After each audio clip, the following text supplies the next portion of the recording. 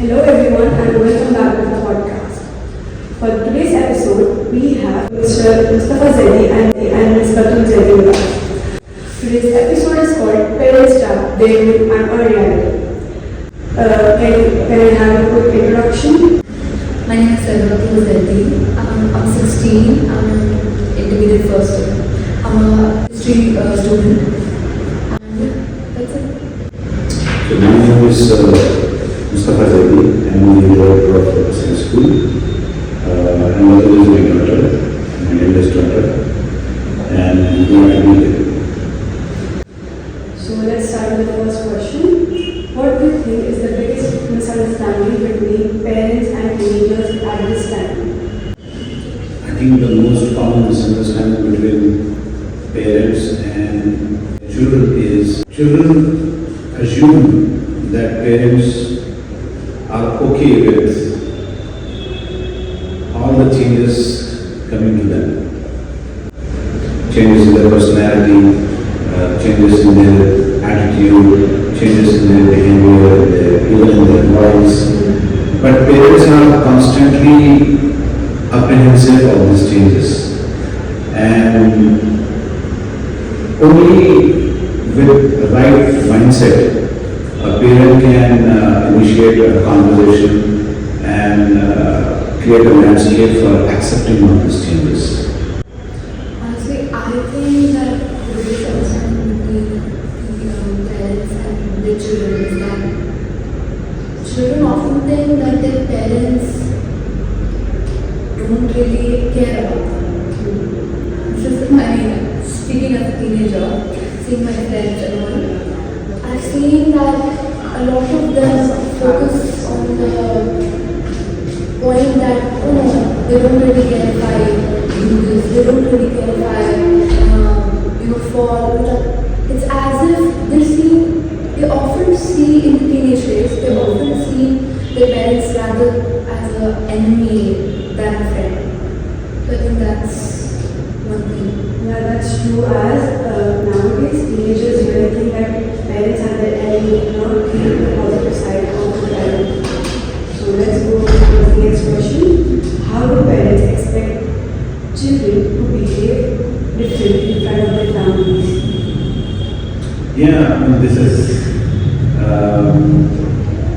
sometimes I tell Batul that we are going to this place and I need you to behave like this. And sometimes I can say, okay, you can be your whole self. But especially when we are visiting our relatives, our friends, we do give some preparatory advice to children and expect them to behave in a certain way. For example, Batul is usually away from mobile, but she, because when we visit relatives, she usually finds it a little boring, especially if her peers are not there in that house. So she immediately picks up the mobile phone. So I and her mom usually give this kind of preemptive advices. Okay, you are not going to touch mobile at that place. So some kind of expectations are built up, yes, when we are visiting different places. You know what I do if I pick up my mobile? I get like continuous side eyes. It's so obvious, not just to me, but to like the person sitting beside me get like bombastic side eye. And considering the kind of child I am, I think I need these advices before we leave to a certain place.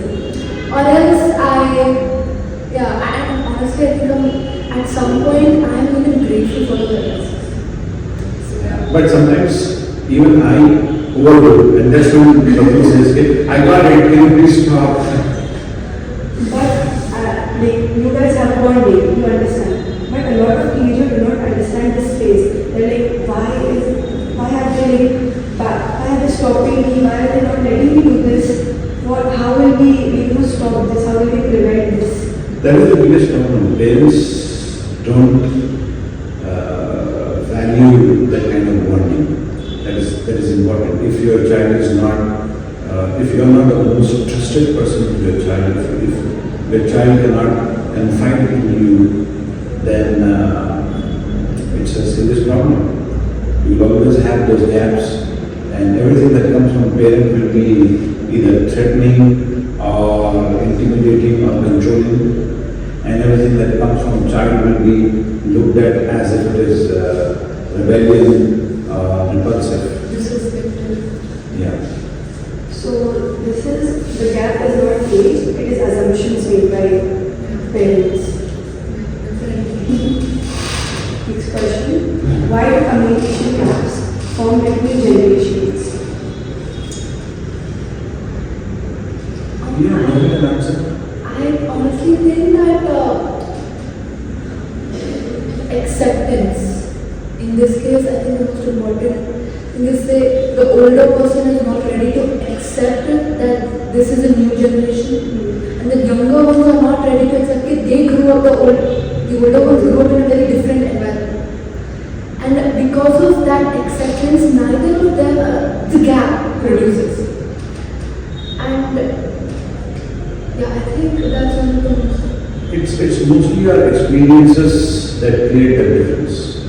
So I come from an age where I have seen the change from Doordarshan to Netflix. But Batul has not seen Doordarshan. So she has not been through, so she has not, she never had those experiences. And because I would try to tell her things and expect her to relate to my experiences, and then to get the problems. So, for example, it is very easy to say, हमारे ज़माने में ऐसा होता था, हमारे ज़माने में हम चल के जाते थे. Or for example, you know, we studied like this, we studied under the street light, we studied under a lamp, you know, kerosene lamp, you know. They don't exist anymore, so this is never going to relate to that. And the surprising thing is the parent, when the child tries to say, okay, we have this in school, we do this, the parent also never really understands. And the child is not even ready to explain it to them. Slowly, it's not like this, it's like this. So, yeah, I think it's mutual, the understanding, the experience and stuff. Teenagers express their emotions and opinions more slowly without being uncomfortable to share it with their parents. I think I'm the kind of person who sees this because since the parent is the older one, I feel like they should take the initiative to first lay the ground, like start with their experience. For example, let's take the example of Doordarshan just now. I didn't know what it was like, but a few summers back, my dad made me watch the entire, this one serial that used to come on Doordarshan, and he made me watch that. And it used to go so slow. It was like we are used to quick episodes, the plotline moving fast forward. But their entertainment was so slow. It was like it really was a shock me. And I was like, Dad, please put it on 1.2, yeah, 2x. And I was like, yeah. So I think that we should share mutual experiences. I always try to tell my dad Gen Z slang, like tea and all of that stuff. I try to explain it to him. So yeah, I think that's how sharing experiences can work really well. What do you think? So I'm sorry if I'm kind of, some of my friends, especially with their teenage daughters and sons, they tell me he doesn't talk to me. But I can actually see that my friend is not making an effort to talk to his children. So that's why I advise in that practice. Sit down with your children, take out some time, listen to their stories, right? Create a go and create a bond of loyalty. Tell them that I will share my secrets, you share your secrets. Right? Create that kind of bond. Sit with them. Listen to your children. Ask them questions like, what do you think should happen? Or maybe, if you are making a plan and which is not having very high stakes, you can say, okay, where do you think we should go? What do you think we should cook? So, create a space where your child can come safely, sit with you, confide in you, share his or thoughts. If you are able to do that, you will have children who understand you. So small talk for chickens would make a big difference. Yes. Moving on to the next question.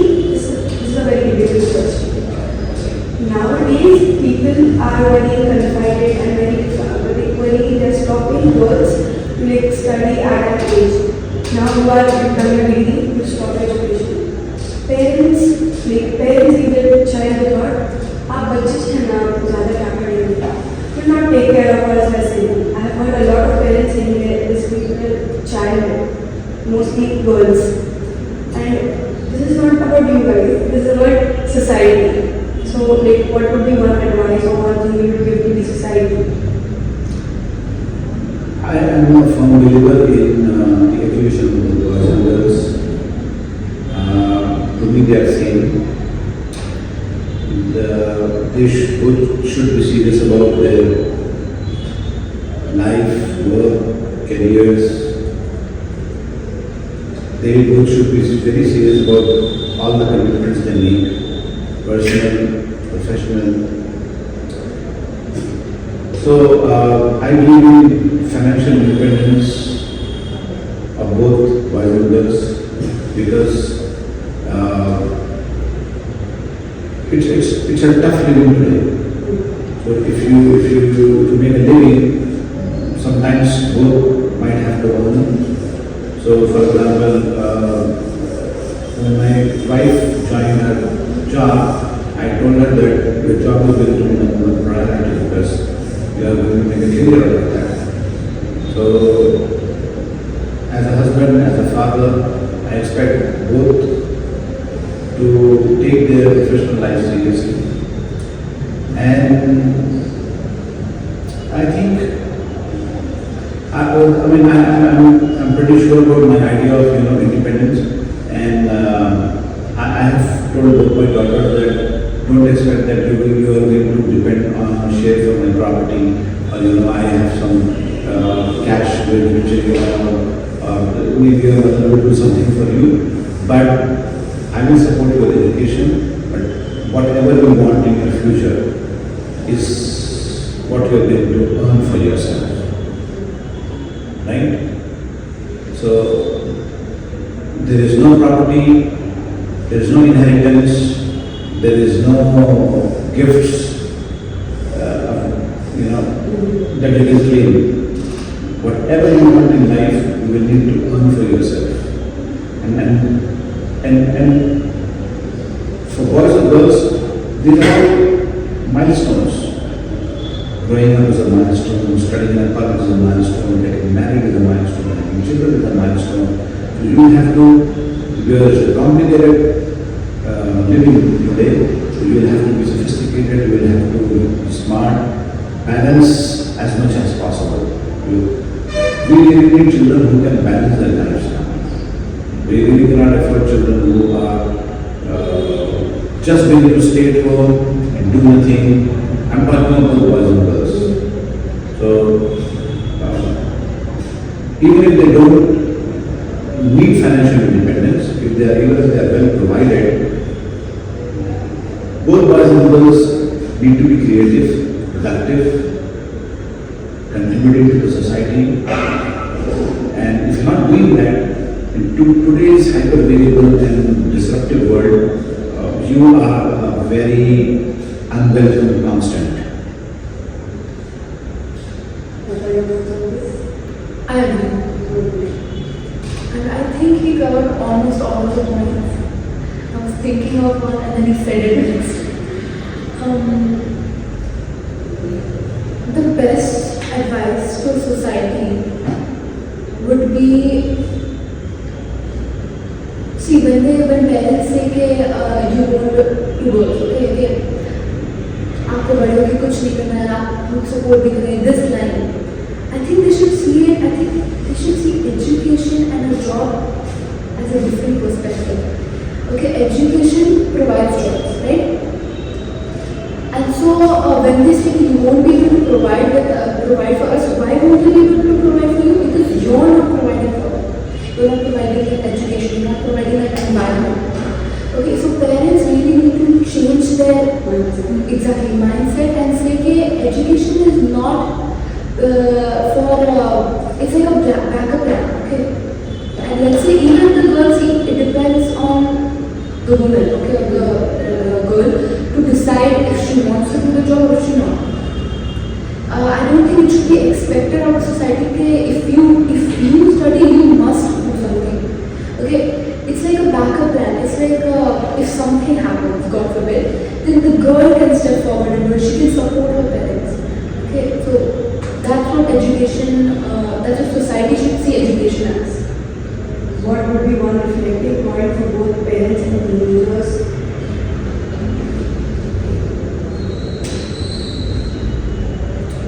It's a nice idea to have expectations from your children, but don't hang them if they don't meet them.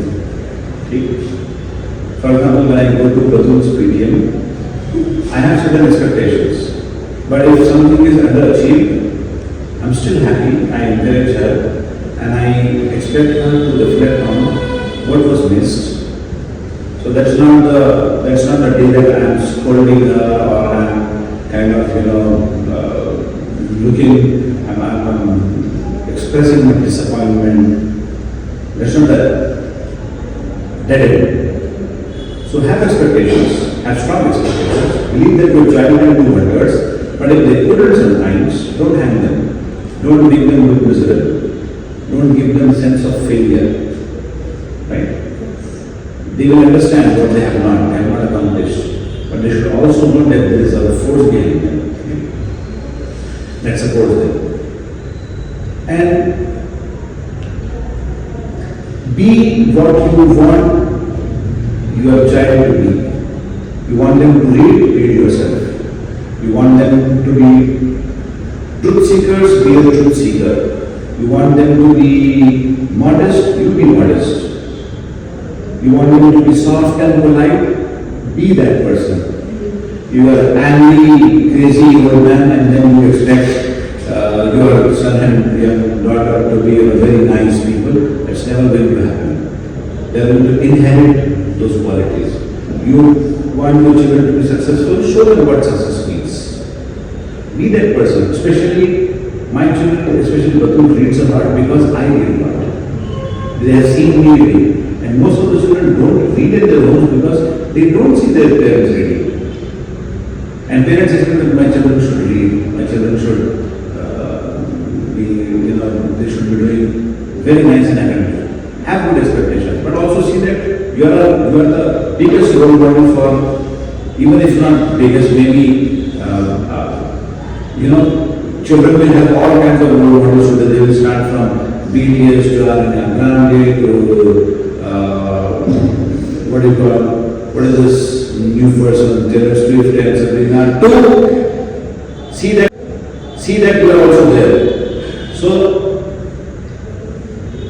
you will be able to kind of connect with them because children are getting exposed to all kinds of things. They will be having wrong role models in life as well. That's okay. But see that are you also a role model?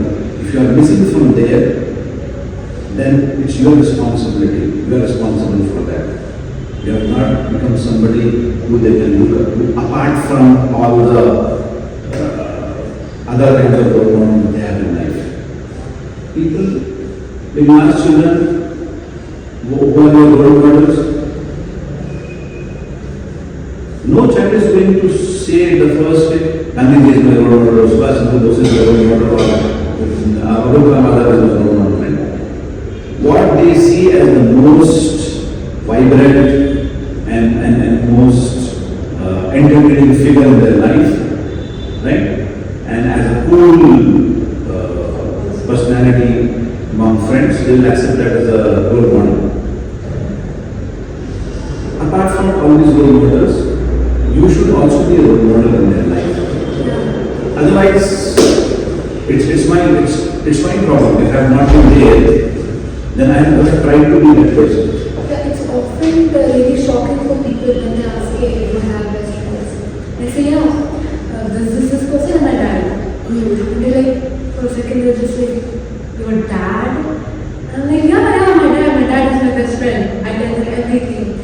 For the child in this situation, they should also make sure that they never break that trust that your parent is handing you.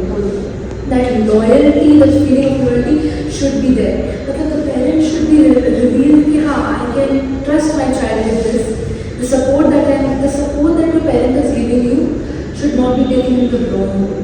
I think that's something the child should responsibly take upon himself. So the conclusion we could is it's the gap that's stopping parents and teenagers to have a conversation or be grounded. The older generation will have to create that space. The younger generation will accommodate in that space, and then only if you have that common space, it's responsibility for both the children and the parent. But parents will have to lead because they are older, they are more responsible, more mature. So they create that space for the children. Sometimes I see some of my friends, they feel very proud in not talking to their teenagers.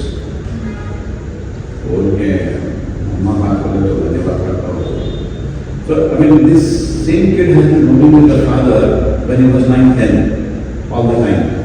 And he was being loved by the father.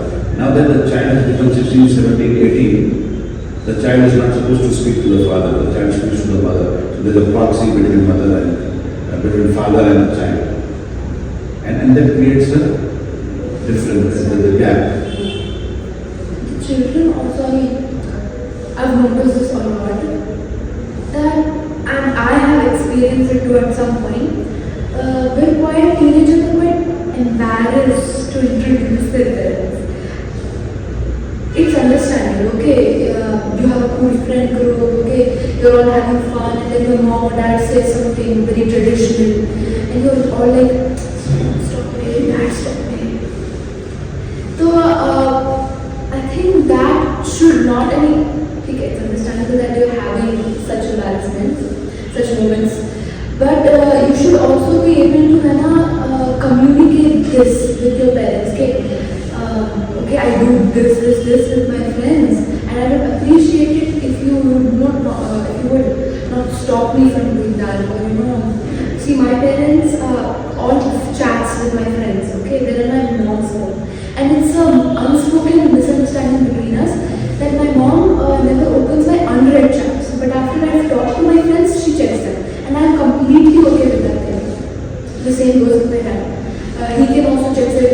He knows everything that's happening within my friend group. So let's say me and my friends, we meet someone and we see an object. So I don't share it with my dad. That's and he understands. It's like he suddenly becomes a cool dad on you. So for that to happen, the child should also let in that opportunity. Parents and children both need to understand that parents can be embarrassing at times. Parents need to understand that and kind of redirect their actions. Children also need to accept and understand, yes, parents can be embarrassing, so it's okay sometimes. And they don't need to become paranoid for that reason. They don't need to become anxious for that reason. My parent will come and say something in their mind. It's okay. I mean, and after I'm done, if my friends are laughing at me, it's okay, that's a joke. I mean, so that's okay. I point at it. It's something that is not very serious. So it can go around, so that's okay. Most importantly, don't try to take things personally. If if your parents scold you, okay, why did you do this? All of a sudden you're just like, how dare they say that to me, they don't love me, all they become emo and depressing. It's fine, they're scolding you for the good reasons sometimes. And it's okay, you should accept, don't take things personally.